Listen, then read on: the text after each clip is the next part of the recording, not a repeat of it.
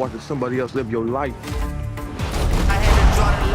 Bagi Anda yang setidaknya doyan menonton film olahraga, terutama yang berbau gelut, seperti tinju, pastinya sudah tidak asing lagi dengan Creed yang diperankan oleh Michael B. Jordan. Kali ini, mereka kembali lagi dengan kelanjutannya lewat Creed 3 yang katanya bakal memperlihatkan cerita menarik dan pertarungan tinju yang intens dan menarik. Simak review kami pada video ini. Something is going on with you. Damien was like family. Kita mulai dari premis cerita film.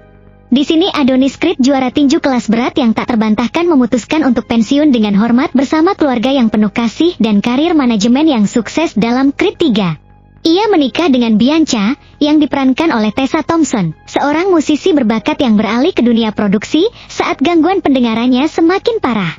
Amara, diperankan oleh Mila Davisken, putri mereka yang memiliki gangguan pendengaran, cerdas dan juga seorang pejuang seperti ayahnya.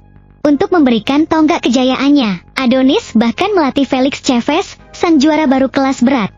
Meskipun sejauh ini mereka terlihat sedang menikmati hidup, namun ada sesuatu yang akan segera berubah. Kehidupan Adonis kembali berubah total karena kedatangan Damian Anderson, diperankan oleh Jonathan Majors, yang tak terduga, yang baru saja keluar dari penjara setelah hampir 2 dekade.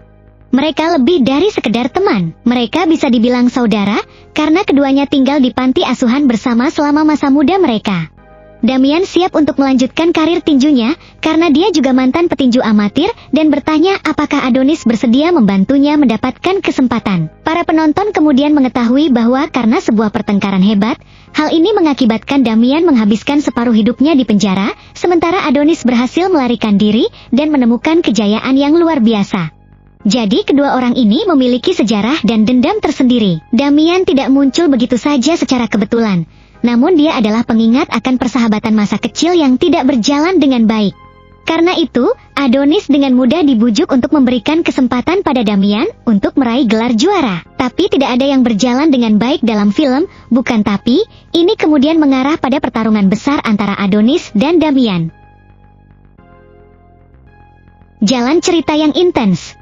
Dengan Creed 3, Michael B. Jordan melakukan debutnya sebagai sutradara film layar lebar. Menurut saya dia melakukan debut yang cukup solid, karena dapat menghasilkan penampilan luar biasa dari lawan mainnya dan dirinya sendiri, serta menangkap pertarungan ikonik dan mengagumkan dari seri ini dengan sangat baik. Saya sadar bahwa beberapa orang meragukan kemampuannya sebagai sutradara, namun untungnya, Michael B. Jordan membuktikan bahwa mereka salah dengan melakukan pekerjaan yang luar biasa dalam Creed 3. Dia menunjukkan bakat yang luar biasa dengan melampaui nalar sebuah film tinju pada umumnya untuk mengubah skenario menjadi drama yang digerakkan oleh karakter yang intens. Hal ini terlihat jelas karena semuanya berjalan dengan kecepatan yang konstan saat Jordan meluangkan waktu untuk mengembangkan karakter dan plotnya, memberikan ruang yang cukup bagi kita untuk merasa tertarik pada konflik mereka.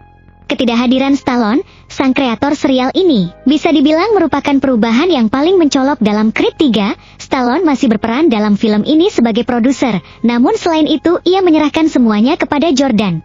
Michael B. Jordan mungkin telah berperan sebagai tokoh utama dalam 2 film Creed yang pertama. Namun, Rocky, yang diperankan oleh Sylvester Stallone, masih menjadi penghubung yang penting antara film spin-off ini dengan waralaba Rocky yang asli.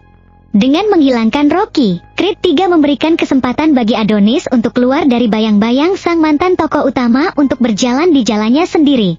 Semua peran karakter yang solid. Michael B. Jordan memberikan karakter Adonis Creed-nya karisma dan kepribadian yang signifikan. Jordan melakukan pekerjaan yang sangat baik dalam mengendalikan karakternya, baik saat dia bertarung melawan lawan di atas ring atau saat dia berinteraksi dengan keluarganya yang seringkali mencakup percakapan tanpa kata-kata yang diucapkan dalam bahasa isyarat antara dia dan putrinya, Amara. Secara keseluruhan, dia sangat hebat dan saya mengerti mengapa dia menjadi aktor yang terkenal di Hollywood. Hal yang sama juga berlaku untuk para pemeran lainnya, khususnya Tessa Thompson. Yang saya sukai adalah Jordan benar-benar menghargai pemeran pendukung. Dia memiliki momen-momennya sendiri untuk bersinar. Memerankan istri Adonis dengan perjuangan pribadi, yaitu gangguan pendengarannya, namun tetap mendukung suaminya sampai akhir. Setelah itu, ada Jonathan Majors yang dikenal sebagai satu peran antagonis terbaik dalam seri Rocky. Dia tidak dapat disangkal adalah aktor yang memiliki kemampuan luar biasa dan dengan mudah membawakannya sebagai Demian yang berubah dari seorang mantan penjahat yang mencari awal yang baru menjadi penjahat dengan agenda tersembunyi yang mengkhianati Adonis. Meskipun masih sangat kejam, manipulatif, kejam dan suka bermain kotor, saya tidak bisa menahan rasa simpati setelah mengetahui lebih banyak tentang latar belakangnya. Dia benar-benar unggul dalam peran semacam itu, bahkan dalam film Ant-Man 3 yang masih tayang. Gambaran yang detail. Kramer Morgenthau, yang sebelumnya mengerjakan Creed 2, kembali ke belakang kamera dan menangkap film ini dengan sudut yang dramatis, bayangan gelap di sekitar ring untuk menekankan pertarungan yang lebih intens dan menampilkan warna-warna yang hidup dalam adegan yang hangat. Dia juga membuat perbaikan yang tidak terduga pada formula tersebut. Dengan menggunakan teknik gerakan slow motion pada pertarungan, hal ini memungkinkan penonton untuk berpartisipasi dalam analisis momen demi momen dari setiap pukulan, seperti Adonis melihat kelemahan dalam pertahanan lawan dan sebagainya. Hal ini khususnya berlaku untuk pertandingan pertama dan terakhir, di mana mereka menggunakan kombinasi sudut kamera yang bergerak cepat dan bidikan gerakan lambat dari pukulan yang ganas. Yang bisa saya katakan, saya menyukai pendekatan ini karena tinju tidak melulu tentang pertarungan. Para petinju juga perlu memikirkan strategi. Dengan Creed yang menggunakan teknik kamera yang lebih strategis dalam filmnya, film ini menunjukkan sisi taktis dari olahraga ini yang berbeda dengan mayoritas film sejenis lainnya.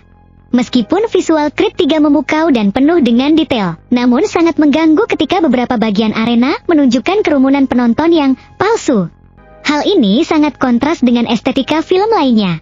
Kesimpulan kami, Creed 3 masih tetap berpegang pada beberapa formula film tinju yang sudah sering kita lihat sebelumnya. Namun aktor sekaligus sutradara Michael B. Jordan menunjukkan bahwa ia memiliki apa yang dibutuhkan untuk membuat sequel yang hebat, dan yang lebih penting lagi, sequel yang jauh lebih baik dari sequel tahun 2018. Meskipun masih merupakan sequel dari Rocky, Creed 3 akhirnya mengakui bahwa kisah Adonis sekarang memiliki identitas yang benar-benar terpisah, dan kebebasan untuk membuat keputusan sendiri dan berkembang.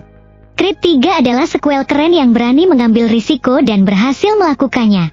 Dengan penampilan yang menarik, sinematografi yang bagus dan naskah yang kuat, Creed 3 adalah sebuah kisah tentang pantang menyerah, persahabatan, dan bagaimana melepaskan masa lalu. Karena itu, Creed 3 mendapatkan tempat di antara film-film tinju terbaik dengan menjadi media yang menunjukkan perjuangan detail sebuah tinju, bukan hanya pertarungan tinju biasa tentang balas dendam. Skor kami untuk film ini, 7/8/10.